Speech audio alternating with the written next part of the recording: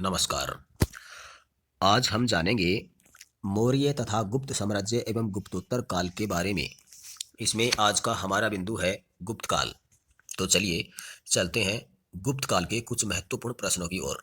पहला बिंदु,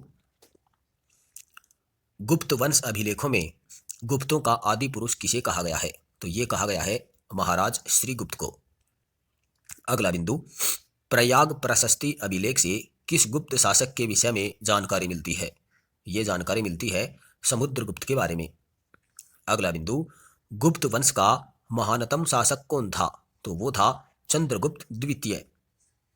अगला बिंदु, किसका शासनकाल प्राचीन भारतीय इतिहास का स्वर्ण युग के नाम से जाना जाता है? तो वो है चंद्रगुप्त द्वितीय विक्रमादित्य। अगला बिंदु, गुप्त वंश का वह शासक जिसने 12 शासकों को पराजित किया। जिन विजयों के कारण उसे विसेंट स्मिथ ने भारत का नेपोलियन कहा, वह कौन था? तो वो था समुद्रगुप्त।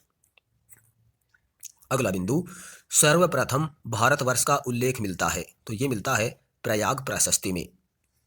अगला बिंदु, प्रयाग प्रशस्ति इलाहाबाद प्रशस्ति स्तंभ लेख में किन किन शासकों का उल्लेख मिलता है? तो वो है अशोक, समुद्रगुप्त, अकबर, बीरबल और जहांगीर। अगला बिंदु, समुद्रगुप्त ने दक्षिणापथ विजय के लिए कितने प्रकार की नीति अपनाई? तो वो थी 3 प्रकार की नीति। 3 प्रकार की नीति में पहली थी ग्रहण नीति यानी शत्रु पर अधिकार, दूसरी थी मोक्ष यानी शत्रु को मुक्त करना, और तीसरी थी अनुग्रह यानी शत्रु को उसका राज्य लौटाना। चलिए अगले बिंदु की ओर। अगला बिंदु, चंद्रगुप्त द्वितीय के विजय अभियानों का उल्लेख किस अभिलेख में मिलता है? तो वो है उदयगिरि का ग्रंथ अभिलेख। अगला बिंदु, किन शासकों को पराजित करने के बाद चंद्रगुप्त द्वितीय ने विक्रमादित्य की उपाधि धारण की? तो वो है शक विजय। अगला बिंदु, चीनी यात्री फाइयान 399 से 414 ईस्वी में किसके शासनकाल में भारत आया था?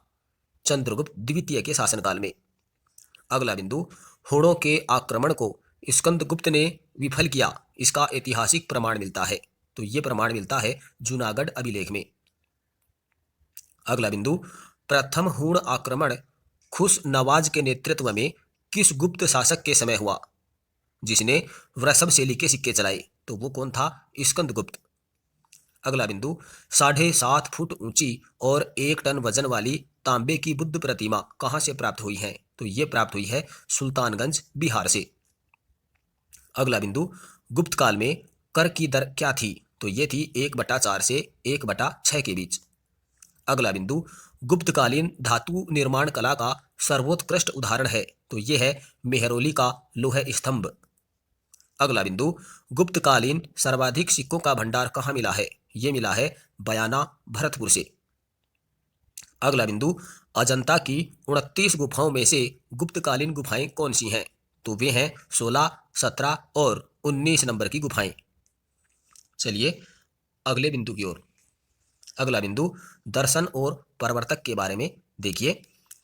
सांख्य दर्शन के प्रवर्तक थे कपिल मुनि, न्याय दर्शन के प्रवर्तक थे गौतम, योग दर्शन के प्रवर्तक पतंजलि, वैशेषिक दर्शन के प्रवर्तक कणाद का उलुक, पूर्व मीमांसा दर्शन के प्रवर्तक है जेमिनी, और उत्तर मीमांसा दर्शन के प्रवर्तक है बादरायण।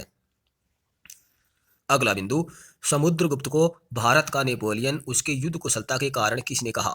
यह कहा था B.A. स्मिथ ने। अगला बिंदु, मध्य प्रदेश में स्थित एरण अभिलेख का संबंध किस शासक से है? यह संबंध है समुद्रगुप्त से। अगला बिंदु, गुप्त वंश का वास्तविक संस्थापक कौन था? तो वो था चंद्रगुप्त प्रथम। अगला बिंदु, गुप्त साम्राज्य की राजधानी कौन सी थी? पाटलिपुत्र।